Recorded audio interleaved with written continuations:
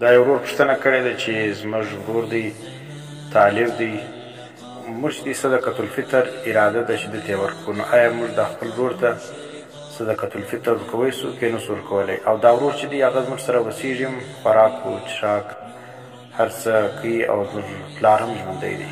نو دې جواب دا دی که چیرې دغه ورور مستحق د زکات یعنی مسکین وي، صاحب نصاب نه وي، نو تاسو دته صدقة الفطر ورکوی سي.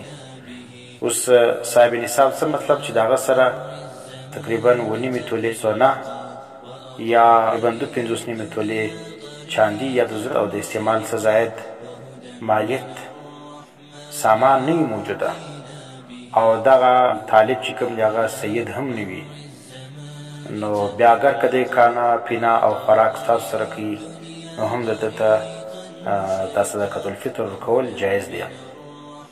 خو دومره قدر دی چې دا صدقة الفطر دی ورکله، بیا به دغه طالب دا صدقة الفطر باندې د کور خوراک مشترکه هغه نه راوړي، که چیرې راوړي نو بیا دا عمل مکروه دی، نو ځکه ورکول جایز ده، خو لیکن هغه طالب به هغه صدقة الفطر خپله استعمالوي. والله اعلم بالصواب.